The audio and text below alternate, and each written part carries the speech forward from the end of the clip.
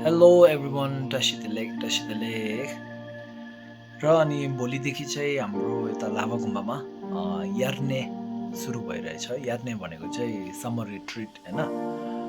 अनि यसमा चाहिँ अब हामीले पुरा कपाल चाहिँ हाम्रो गौतम बुद्धको बेला जस्तै गरेर कपाल चाहिँ पुरा चिन्टे पार्नुपर्ने हुन्छ हो ब्लेडले काटेर।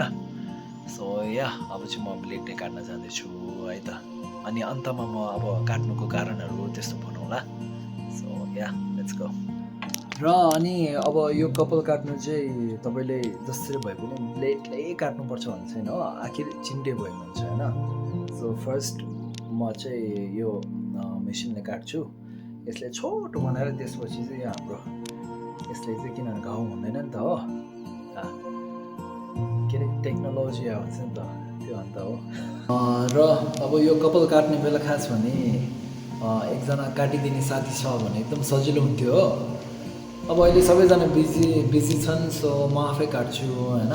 ल अब जे होला हेरौँ है।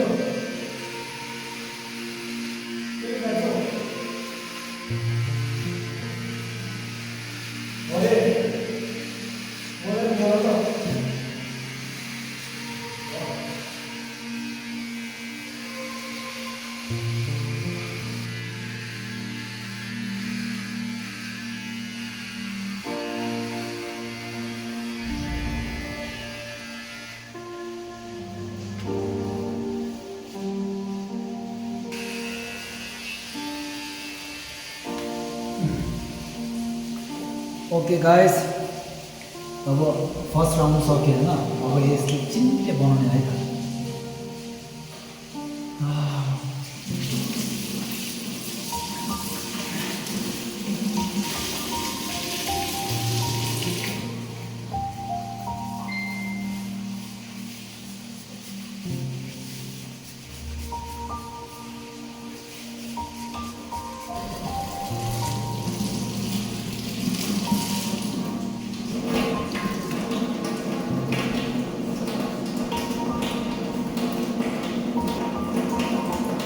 यसो काटेपछि त घाउ हुँदैन नि होइन।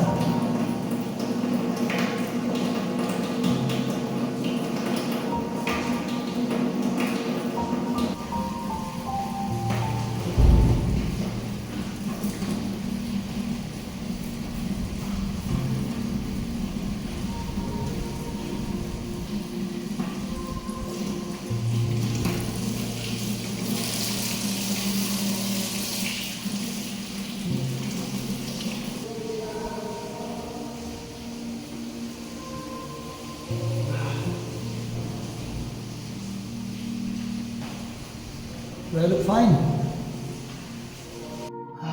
ल यस्तो हो कपाल काट्ने चाहिँ हो।